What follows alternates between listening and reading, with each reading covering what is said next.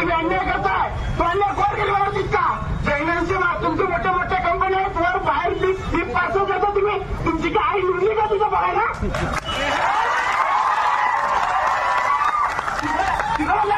तिकडनं तुम्हाला party fund भेटतो, इथलं काय भेटतो? इथं तुम्ही गोरगरिबांना टार्गेट करता, हिंदू मुसलमान घेता. आज अनेक गावामध्ये अनेक शहरामध्ये आम्ही गुन्हा गोवंदाला राहतो. 20 केस बनवण्याचं काम घ्या म्हणून आधी अधिकाऱ्या त्याला ठेचून घेण्यासाठी आपण हे चालू पिण्याशिवाय शांत होतं तरी तुम्हाला मी